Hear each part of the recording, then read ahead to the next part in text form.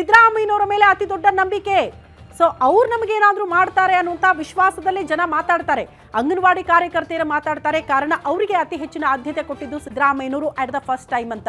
ಗೃಹಲಕ್ಷ್ಮಿ ಪ್ರತಿ ಮಹಿಳೆಯರ ಅಕೌಂಟ್ಗೆ 2,000 ರೂಪಾಯಿ ಹೋಗೋದಕ್ಕೂ ಕಾರಣ ಅಂದ್ರೆ ಅದು ಸಿದ್ದರಾಮಯ್ಯನವರು ಅಂತ. ಗ್ಯಾರಂಟಿಗಳ ಹರಿಕಾರ ಅಂತ ಕೂಡ ಸಿದ್ದರಾಮಯ್ಯನವರನ್ನ ಕರೀತಾರೆ. ಯಾರೇನೇ ಹೇಳ್ಬೋದ್ರಿ, ಕಾಂಗ್ರೆಸ್ ಹೈಕಮಾಂಡ್ ಹೇಳ್ತು, DCM DK ಶಿವಕುಮಾರ್ ಅವರ ಪಾಲು ಕೂಡ ಇದೆ. ಅಷ್ಟೂ ಜನ ಸೇರ್ಕೊಂಡೇ ಇಂಥ ಯೋಜನೆಗಳನ್ನ ಅಥವಾ ಗ್ಯಾರಂಟಿ ಯೋಜನೆಗಳನ್ನ ಅನುಷ್ಠಾನಕ್ಕೆ ತಂದಿರೋದು ಅಂತ ಹೇಳಿದ್ರು ಕೂಡ ಯಾರ ನೇತೃತ್ವದಲ್ಲಿ ತಂದಿರೋದು?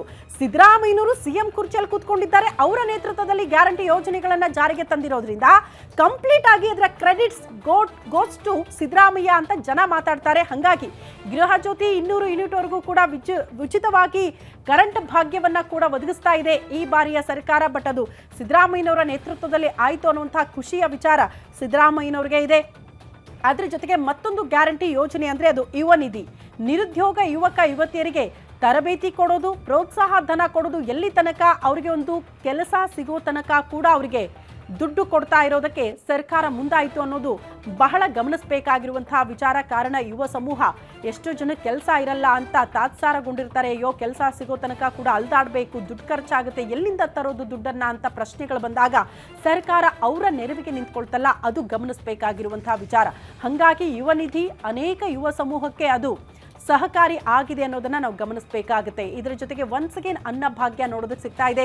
ತಲಾ 10 kg ಉಚಿತ ಅಕ್ಕಿ ವಿತರಣೆ ಮಾಡೋದಕ್ಕೂ ಕೂಡ ಸರ್ಕಾರ ಈ ಬಾರಿ ನಿರ್ಧಾರ ಕೈಗೊಳ್ಳುತ್ತೆ. ಈ ಹಿಂದೆ ಇತ್ತಲ್ರಿ ಸಿದ್ದರಾಮಯ್ಯನವರು ಜಾರಿಗೆ ತಂದಿದ್ರಲ್ಲ ಅನ್ನಭಾಗ್ಯ ಯೋಜನೆ ಅಂತ ನೀವು ಪ್ರಶ್ನೆ ಮಾಡಿದ್ರೆ, ಈ ಹಿಂದೆ 5 kg ಅಕ್ಕಿ ಕೊಡ್ತಾ ಇದ್ರು. ಬಟ್ ಈ ಅವಧಿಯಲ್ಲಿ ಸಿದ್ದರಾಮಯ್ಯನವರು 5 kg ಸಾಕಾಗಲ್ಲ, ಅತಿ ಹೆಚ್ಚಿನ ಜನ ಇರುವಂತಹ ಮನೆಗಳಲ್ಲಿ, ಹಾಗಾಗಿ 10 kg ಉಚಿತವಾಗಿ ಅಕ್ಕಿ ಕೊಟ್ಬಿಡೋಣ ಅಂತ ನಿರ್ಧಾರಕ್ಕೆ ಬಂದ್ರು. ಹಾಗಾಗಿ ಅದರ ಕ್ರೆಡಿಟ್ ಕೂಡ ಹೋಗೋದು ಸಿದ್ದರಾಮಯ್ಯನವರಿಗೆ ಅಂತ.